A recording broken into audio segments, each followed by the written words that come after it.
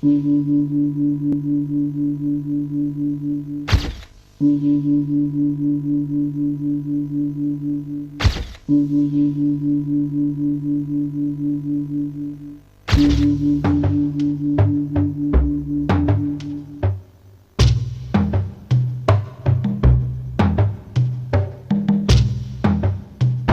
weighs roughly a kilo, costs less than $30, and promises to change lives forever.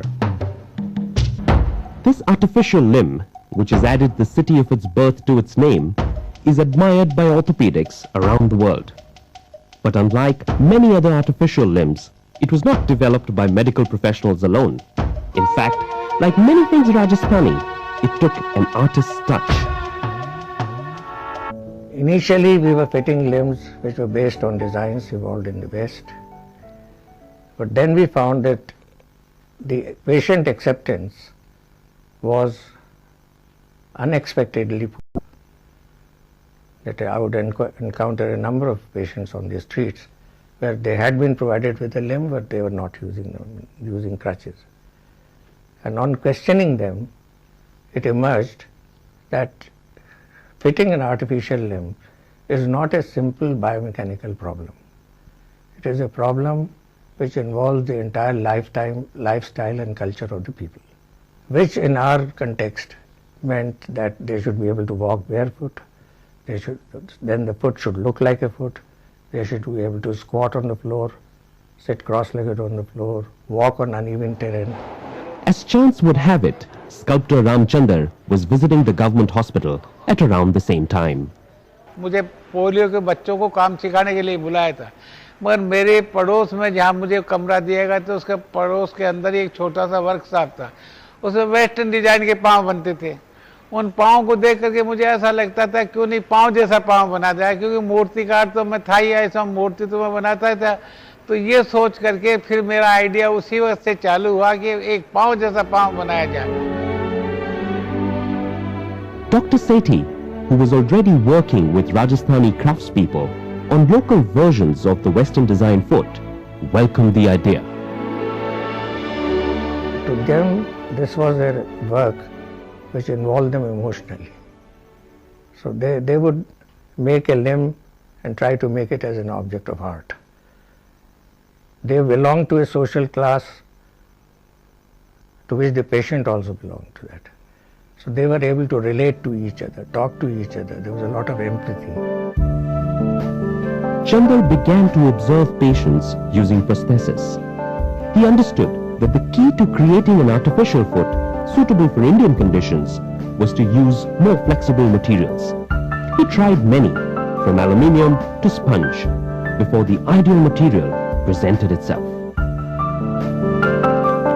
रबड़ का ऐसा था कि पाँव जैसा पाँव बनाया जाए तो वो किस चीज़ का बनाया जाए और कैसा और मजबूत कैसा चले, ये आइडिया ये सोच करके हमने सोचा कि भाई कैसे बने। तो हमने सोचा कि टायर जो होता मोटर का वो बड़ा मजबूत होता और बहुत भारी वजन भी लेके चलता है, लचीला भी होता।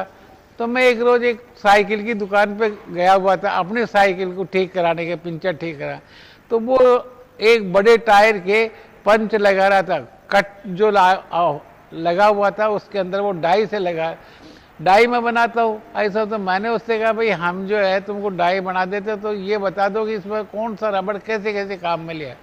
उसने हमारी मदद की, उसने हमको ये बता दिया कि ये रबड़ इस तरह से इसमें डालो और इस तरह से गर्म करके इसे पकड़ लो। And so, the Jaipur Foot was born in 1968, a combination of common sense and uncommon craftsmanship. By 1975, word of the Jaipur Foot had spread locally. D.R. Mehta, then a young man of 38, felt that an organizational umbrella would help further the Jaipur Foot. He set up the charitable organization, the Bhagwan Mahavir Viklang Sahayata Samiti, or BMVSS. It's not charity, it's all help. Helping the people who need it. If the true measure of a man is how he treats someone who can offer him nothing, then D.R. Mehta is, by any reckoning, a man worthy of admiration and respect. Recovering from a badly broken leg sustained in a car accident, he realised that the gift of mobility allows one to have independence as well as dignity, and that he was in a position to help the seemingly helpless. Since we are getting most of the people who are extremely poor, who don't have anything, we give them free. Others also we don't charge, but they donate. This is a truly unique situation. BMVSS provides a generous array of rehabilitation aids for many types of handicapped people, totally free of charge, every day, to the poor and distressed who turn up at their 16 facilities across India. Not only do they receive a precious limb, but these people are also provided with food, housing and travel expenses for their return home. A remarkable gesture to those who have sacrificed everything they own just to get to the Jaipur Foot facility. Prosthetic limbs in the United States can cost up to $8,000 per piece.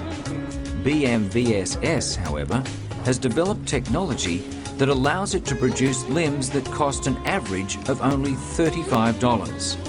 This has allowed the society, through its 16 sites in India, to ramp up the production of limbs from the 59 fitted in 1975 to an astonishing 20,000 plus limbs in 2006 alone.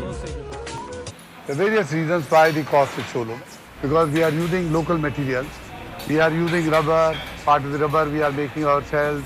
Various other components are locally available. It's also a management innovation, not merely technological innovation. Our concern is that people should get the limbs totally free. So we have to bear the cost. So we have to see that every time the cost has to be kept as low as possible.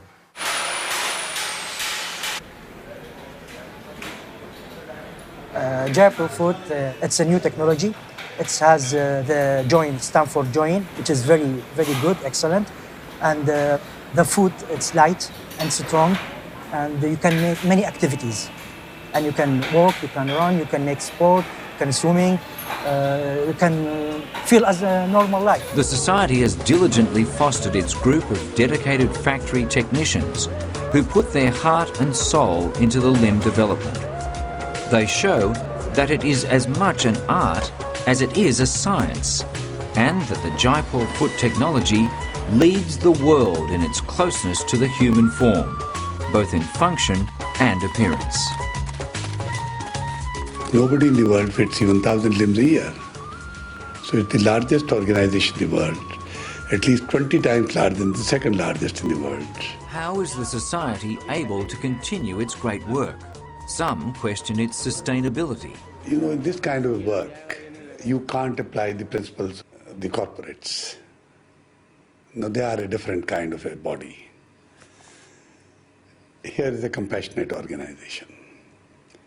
And you have two factors. The factor M, which is money, and there's a factor C. It's not consumption, but compassion. And I think element of compassion, seed of compassion can be found in most of the people in the world. Many of the Fortune 500 companies haven't survived for 32 years. We have.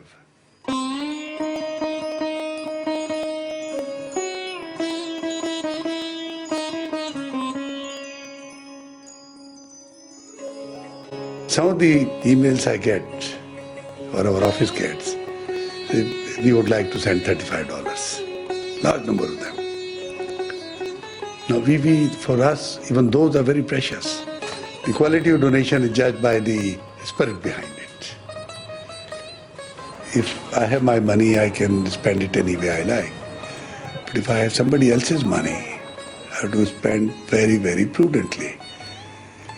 And to me, a waste of 1 rupee would not only be a legal aberration, it would be a moral sin. Administrative costs amount to only 4% of the budget, allowing virtually all donations to go straight to the people most in need. BMVSS is an international organisation. It has held artificial limb fitment camps in 20 countries. Recently, it received special consultative status with the United Nations, furthering DR Mehta's goal of helping the needy everywhere.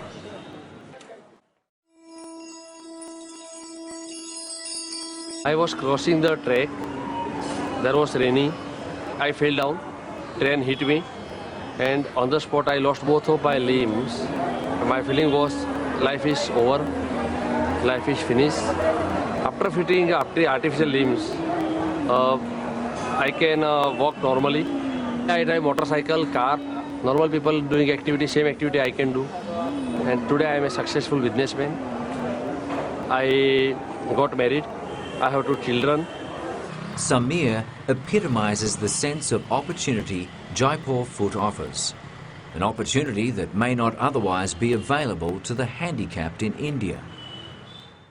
Another shining example is the story of a poor boy from Varanasi. He and his father Anwar have travelled over 600 miles from eastern India. This Ramjan Babu, who is 12 years old, there was a heavy downpour and their house collapsed. And this child lost his limb.